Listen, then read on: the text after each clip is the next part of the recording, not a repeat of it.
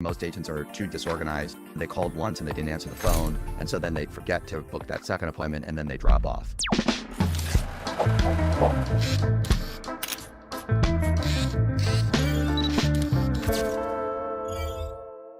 All right, guys, super excited. We have Mr. Josh Finigan in Charlotte, North Carolina. Josh is absolutely crushing it with the expireds here in 2025 in March, when most of the agents that I'm talking to are complaining that there isn't any expireds and they can't get hold of anyone. And so let's deep dive into what is Josh doing to have huge levels of success in the Q1 of 2025. So Josh, why don't we start with what are the results of your efforts right here at the beginning of 2025 in terms of expired conversion? So this year we've taken 30 listings and 17 of them have been expired listings.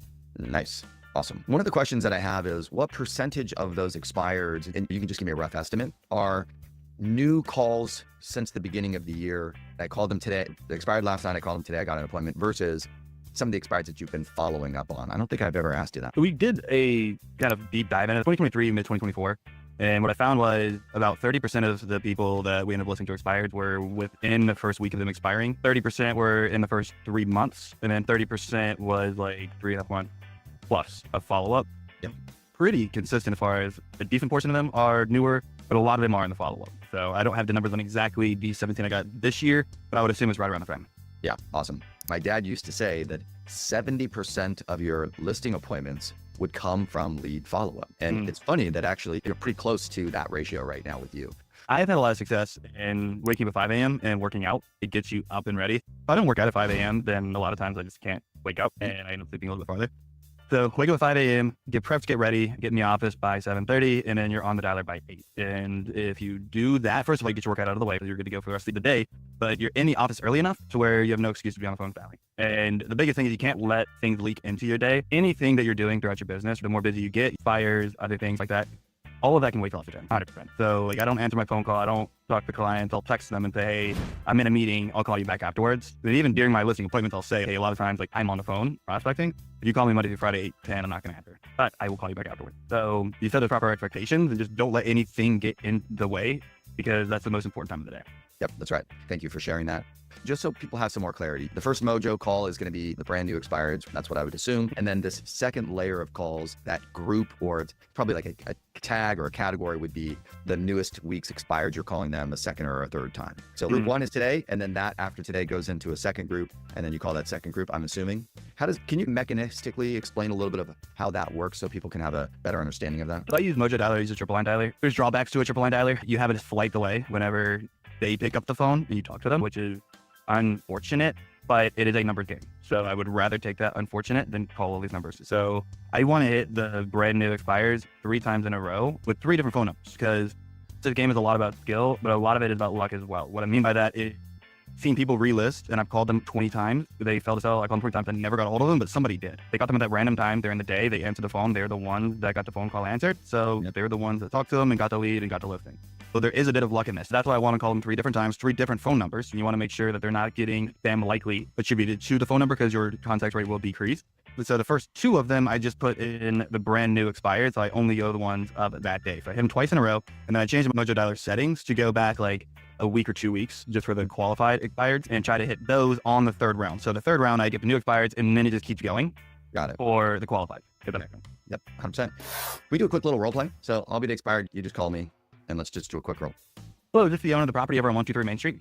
Yeah, who's this? Beautiful. My name's Josh. I'm a local realtor. How are we doing today?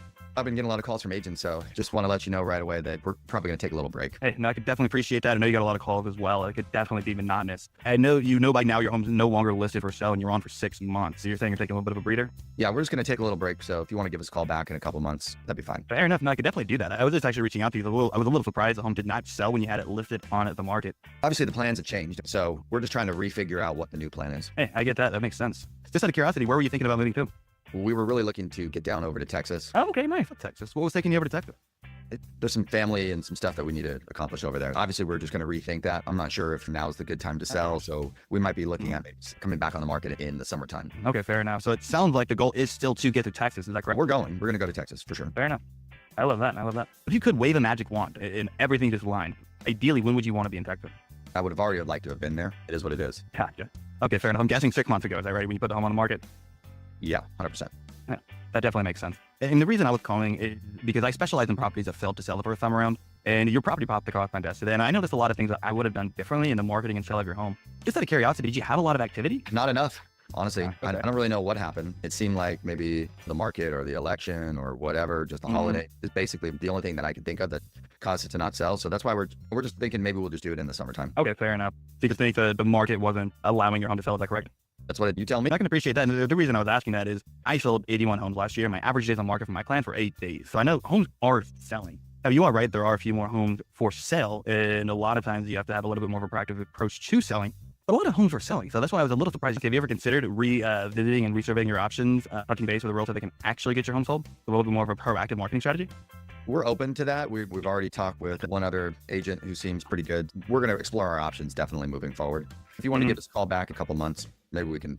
We can definitely do that. I can make a note here. And I always do think it's a great idea to at least chat with a few realtors. That way you're a lot more confident when you choose us to actually sell your home. It sounds like, I know you mentioned you're looking to sell in the summertime. Is that really just to time the market and give you the best chance to sell? I don't know. We were just frustrated. So we figured we'd just give it a little bit of a break. I get that. And I definitely understand. I would too if I was on the market for 6 months. The reason I was asking that is I know you mentioned the market, and a lot of our clients that are trying to time the market know that statistically most homes go under contract in March and April. So a lot of them are trying to time the market with the right realtor right around this time to give them the best chance of selling. Does that make sense? People talk about spring, but It has to make sense for you and your family. But I know you guys wanted to be in Texas about 6 months ago. And obviously you guys are still here, and I can definitely appreciate that's frustrating. Would it make sense for us to sit down for 15, 20 minutes? I can show you how I sold 81 homes last year, how we have an average day on the market of 8 days. Just give you a second opinion on what we can do to actually get your home sold and how we can get you to Texas quick. Would that make sense for you? I'm open to send me some information about you and what you guys do. I'll take a look at it. Perfect. No, I could definitely shoot that information over to you. I'll actually be in your area tomorrow picking up a sold sign. If we were to set a time to meet, are you more available in the afternoons or are evenings a little bit better for you? I don't know. My schedule's pretty tight right now. I'm definitely not available today on Friday, but I could be maybe open over this weekend. Okay, fair enough. Would Saturday be best for you? Does Sunday work a little bit better? Saturday afternoon, I think my schedule will be open. If you wanted to swing by, take a look at the property, or send me some information, I'd be open to that. Perfect. Yeah, what I'll do is I'll go ahead and email you our 200-part marketing plan, our home seller guide, and some unique things that we actually do to get homes sold. And then I'm looking at my calendar tomorrow in the afternoon. 2 o'clock work, or would 3 be a little bit better? 3-ish would be okay. Why don't you send me a 3-ish. text and check in with me tomorrow, and let's see. Would 3:30 work better for you? I just don't know. So why don't you just check in me somewhere in that range, 3:30. We'll be around. Okay, perfect. Awesome. We'll go ahead and do that. I'll pencil you in for around 3:30. I'll go ahead and shoot you an email with some information on us. I'll text you my cell phone because this is my office line. And then we'll go ahead and get everything prepared with a marketing plan and equity evaluation for your property so we can create that good game plan to get you to Texas. Does that sound fair enough? I look forward to seeing that. Beautiful. Awesome. Look forward to seeing you tomorrow. Yeah, very nice. Guys, I was really excited. Josh said to me the other day, he's like, man, the 30 listings that I've taken, 17 were expired. And it's been like shooting fish in a barrel with my YouTube channel and my pre-listing presentation. And I was like, ooh, I want to learn obviously more about what that is. Can you share a little bit about what you're doing in between appointment set and going on the appointment to support the conversion of the presentation? So the email I sent has our 200-point marketing plan and home seller guide, which is what I've done forever. It's 2 PDFs. In the body of the email, I have a link that we have on our website that compiles every 5-star review we've gotten from Facebook, YouTube, Google, and Zillow, which is like 245 or so. Yeah. So this is something that is in the actual email I sent over a link to this. So it has literally everything fans. First thing they see is 248 5-star reviews. So populate all of these. They can go down. This is 2 testimonial videos that we're doing or we did in the past, and then examples of our work, which is all the videos that we've done. So there's a plugin that goes to the playlist that has all of our home tour videos.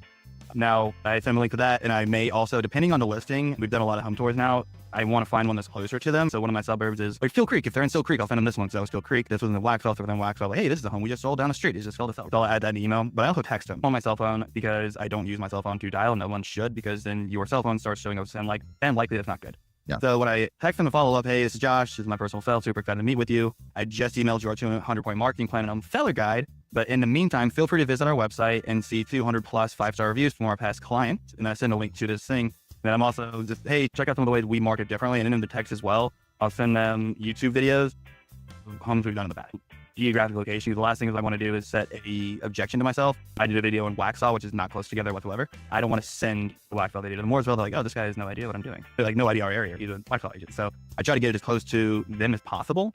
And the more videos you do, the more reference points you have. Yep. So now I have one on almost every single suburb. I can send something that's quite similar to them. Tell us a little bit about like how has that improved the quality of the experience of the presentation? Share with everybody kind of how this is working. And then also So- you said you were looking at ways to improve it. So let's hear both those things. It gives them something that differentiates me from the competition immediately. And again, once you dial your scripts down and you're able to connect with them, a lot of times they'll just say, you just stood out. I don't know why I talked to you. I didn't talk to anybody else when you actually get through the door. But this solidifies that further of, hey, this is something we did and people love it. Like we have a videographer on staff. I have a whole YouTube channel on the organic side of it. So this has just naturally allowed us to build up the home tour style. So we try to make it as like cool and interesting as possible. Very good. So we do like funny, quirky things, but it looks really cool and it looks very professional. It looks like, oh wow, this guy's actually going out there and trying to get in front of people. So the Nice. texts themselves I found is, oh wow, this guy's hustling. This is something I've not seen before. We doubled down on it in the presentation itself when I actually meet. This helps me get through the door. This helps me actually get people to respond rather than you have a really good conversation, they never text you back. Yep. We've shot 2 of them now, testimonials for homes that we've done videos on. So this one right here, it was a home that failed to sell. We relisted it, did a video, got it sold, and then went back and did a client testimonial. And then this one as well. Same thing, failed to sell, relisted it, did a video, got it sold, went back and did a client testimonial where my videographer went through and like we asked a bunch of questions and shot a really cool video. It's not back and done yet. That's why it's still in the works of like them telling their experience. And we crafted the questions to be like, our home failed to sell. And then they came in. The list of this is what happened. This is what we did to sell it. And then this is the testimonial. And then we're going to utilize that. I can just send people the link to that now too. But we're also going to utilize it in actual mailers. So what I'm going to do is do this. I know why your home didn't sell. QR code brings it to that. And I'm going to have a Nice. set few of these. Right now we have 2 in the works, but the goal is to have 7, 8, 10 of them and have interesting mailers like this to stand out. They scan the QR code. It tells them a story. And that's our goal, to implement that to go along with the expired listings that we're already doing. Nice work, man. That's awesome. And exactly. So I've been trying to separate those two as prospecting lead follow-up versus following through. That's just my general observations as a coach. How do you frame this? How do you set it up? What's your process? Let's start with, we had a good conversation, no appointment. What happens there? The goal is to identify, did you not get the appointment because of an objection or condition? Sometimes there's a condition that, hey, I'm not going to sell because of this until then. One of these, we've changed the plan. The plan is now, we're 8 months out because of a real plan shift. Yeah, go ahead. So number 1 is calling them back. That's going to be the biggest thing that moves the needle. My goal is to set a follow-up call, try to identify when the best time to follow up with them will be, right? Whatever they tell you, calling back in 6 months, I cut it in half. And then I set a follow-up call through Mojo, which adds it to the top of my calendar, works for me. And then I call them back that day. So after I go through my prospecting, I have an hour of follow-up time. Sometimes it takes 30 minutes, sometimes it takes an hour, depending on how many follow-up calls I have.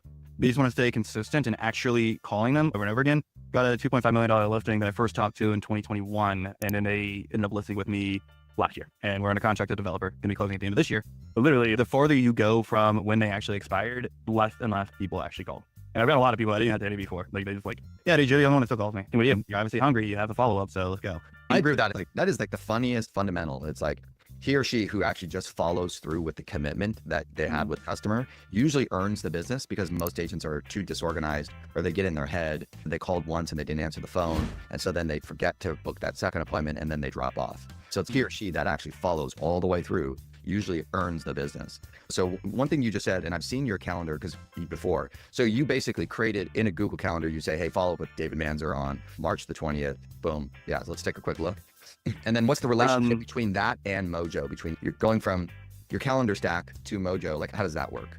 You just put the information in there, or are they now officially off your Mojo list and onto exclusively just your calendar? Or is there a Mojo lead follow-up stack with the calendar supplement? Help me understand that real quick. So I don't use Mojo. I use my own little version. Mojo has like their follow-up thing here in the calendar. I never use that. So whenever I'm like talking to a lead, I just click follow-up call and I can set the date and time, whatever, right? So that turns to be, which obviously I called them today. So these little things here, call this person, that's an appointment, and like I can change it. So these guys, I'm calling later in the day. So if I call somebody and followed up a few times and haven't got them in the morning, I'm going to try to call them in the afternoon, or even I switch up the times because I'm going to may not be available at that time. I can just change here and then boom, down here. So once I click the follow-up call on Mojo, they're on my calendar, and that's how I move them across. You can see here my follow-up calls for next week. I see. And the next week, so after I'm done with my prospecting, I go to my calendar and then call through there. Is it the most, like, the best way to do it? Probably not, but it works for me. I love it. That makes perfect sense. The next part of that is getting their email so you can stay in front of them. Something I didn't do for the first half, but we definitely started focusing on it more over the past couple of years. Like this button here, added to follow-up boss database, auto imports them to my follow-up boss with their proper email, which sends them to our MailChimp and also Real Scout Home Value. So home evaluation from us monthly, and they'll get our weekly newsletters that we send out. It's just a way to stay in touch with them. And really funny thing, like I've been on a few appointments and they're like, yeah, we just love your emails you sent. Thank you. Yep. My assistant does it, so I don't even bother going out. They just do. I get his emails too are great. He's awesome. So we go from Mojo Boom to appointment into the calendar. Once they're in the calendar, we're going to continue to move through that. But the new add-on is making sure we're getting an email, then bopping them into Follow Boss and setting up the automation to email newsletter and or to Real Scout to follow the comms. Nice. And that increases because obviously things change, plans change. And if you're not in front of them, then odds that they're going to call you back before is very low. And that's when somebody gets lucky, calls that lead, right place, right time, they get the business. This helps us stay in front of them a little bit more, so it increases the chance that they'll either email us or call us. Yep, 100%. Love it. Cool. That's awesome, man. Hey, big reality check. 2025 just set a 5-year record for expired and canceled listings. That means thousands of sellers are out there right now, frustrated and looking for the right agent to step in. If you're not calling them, your competitor is. And if you want to dominate that conversation, you need the right data fast. That's where RedX comes in. They give you the freshest phone numbers, emails, and property info so you can start setting appointments today, not next month. Here's the kicker. More deals are falling apart before closing than ever, which means even more expired listings are coming. The agents who move now will own the next 6 to 12 months and stack their listing inventory before spring 2026. And because I'm a fan, RedX will waive their $150 setup fee when you use my link below. So here's what you do. Scroll down, click the link in the description, and grab your $150 savings before this wave of expireds is gone. Don't wait. Opportunity in this market.